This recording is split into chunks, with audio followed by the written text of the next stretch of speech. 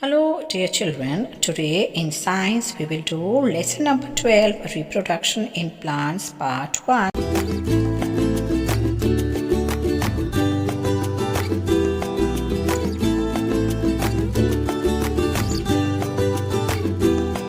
Good morning to all my dear students. Today in science in standard 7th we are going to start a new lesson, and that is lesson number 12. So all of you will open your textbooks on page number 133, and first of all you all will write today's dated classwork, that is 10 to 2021 and classwork. The name of the lesson is Reproduction in Plants. So we'll start our lesson. To produce its kind is a characteristic of all living organisms. The production of new individual from their parents is known as reproduction. But how the plants reproduce, there are different modes of reproduction in plants which we shall learn in this chapter. So in this lesson we are going to study about how the plants reproduce, because different plants have the different methods of reproducing their own new plants. Some by seeds, some by leaves, some by roots, some by stems. So there are many different ways of reproduction in plants. We are going to study one by one how different categories of plants reproduce in different ways. So what is the meaning of reproduction? First, it is the production of a new individual from their parents is called as that means you produce your own type, that is called as reproduction. अपने तरीके का ही आगे का एक produce करना, उसको हम reproduction कहते हैं. Now, modes of reproduction in plants. We have learned about different parts of flowering plants. Try to list the various parts of a plant and then write the functions of each. Most plants have roots, stems, and leaves. They are called as the vegetative parts of the plants. Now we all know that a plant has a different parts like roots, stems, leaves, branches, fruits, flowers, etc. So they are called as the vegetative parts of a plant. So all the plants have root, stem, leaves, and these parts are the vegetative parts of a plant. After a certain period of growth, most plants bear flowers. So when the plants grows after 1 year, 2 years, all the plants have different age when the flowers start blooming in them. You may have seen the mango tree flowering in spring. It is these flowers that give rise to juicy mango fruit we enjoy in summer. So, everybody has seen the flowers from which the fruits come out. So, the example of the mango tree is given here, that the mango tree flowers in the spring season. That means now it is the time when after the few days you will start see the flowers coming in the mango tree, and from those flowers only those mangoes come out. We eat the fruit and usually discard the seeds. Seeds germinate and form new plants. So what is the function of the flowers in the plants? Flowers perform the function of reproduction in plants. Flowers are reproductive parts of a plant. So after normally eating the fruit or in which the vegetables the seeds are there, we discard or we throw away the seeds, and from those seeds the new plants germinate and a new plant develop of that type. So this is how the reproduction starts. Now from where did we get the fruit? From the flowers we got the fruits. So there are two types of parts of a plant. One is the vegetative part, in which comes the stems, leaves, then roots and trunk, etc. The second is the flowers, which are considered as the reproductive parts of the plant, because from flowers only the fruits come out, and from those fruits are the seeds from which the new plants come out. There are several ways by which plants produce their offsprings. These are categorized into two types. Now, all the plants have different ways of reproducing their offsprings or of their own types. They are divided into two parts. There are two types of category. The plants are categorized, or the method of reproduction is categorized into two types: asexual and sexual reproduction. In asexual reproductions, plants can give rise to its new plants without seeds. Now, where The two types of reproductions are asexual reproduction and sexual reproduction. In asexual reproduction, a plant gives rise to the without seeds only the plant can give rise, whereas in sexual reproduction, if the plants are obtained from the seed. So that is the difference. The one by which the new plant is obtained from seed, and the other without seeds only.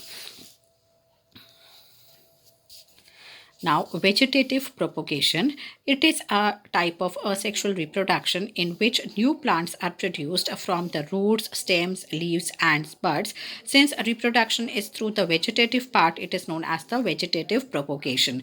Now, there are certain type of plants only from in which the new plants develop either from roots, either from stems, leaves, or buds. Any of these parts give rise to the new plant. So, these parts are the vegetative parts of a plant. So that is why the reproduction done by these parts of a plant is called as the vegetative propagation. What do we call it is vegetative propagation.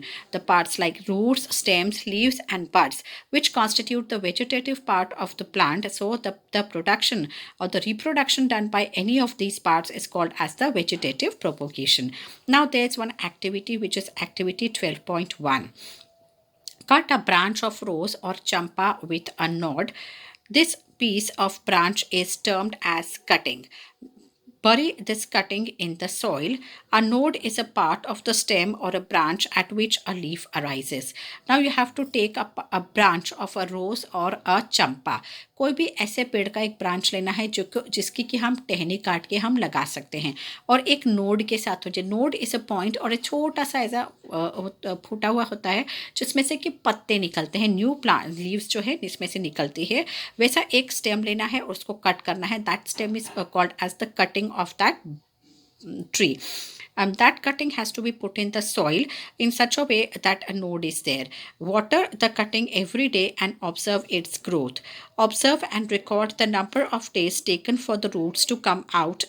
And now you have to daily water this cutting and you have to see that how many days it takes for the roots to come out.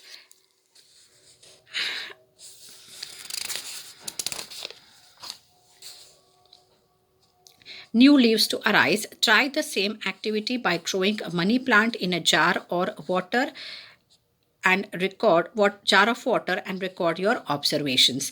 Now the same you can do with the money plant also. The same way money plant also can be used to reproduce a new money plant. Before we move on to the next topic, there's a small information that is given here. Paheli thought that the new plants always grow from seeds. It's a normal notion that the plants always grow from seeds, but she has never seen the seeds of sugarcane, potato, and rose. She wants to know that how these plants reproduce. Normally, we think that the plants grow from seeds, but there are certain plants which don't grow from seeds. They grow from stems, either from leaves or from roots. The cutting of a rose. The activity 12.1 is continued. This is the stem of a rose plant. Now you can see this is the part. This part is called as the node of the plant. You can see from here the leaves will start arising.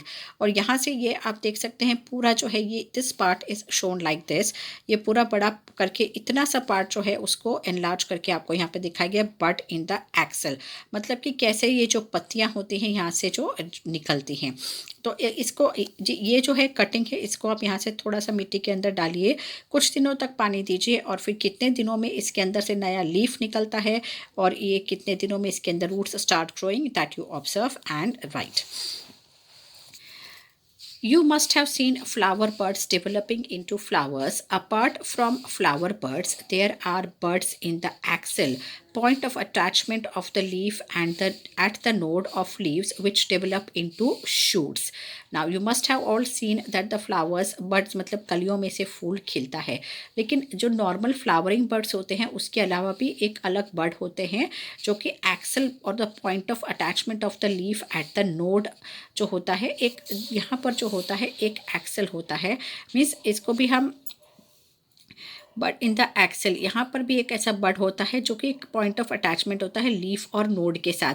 एक छोटा सा ऐसा बड जैसे आकार का, कली के जैसे आकार का होता है, जहाँ से जो है shoots start coming out, shoot starts emerging out of the plant, that stem.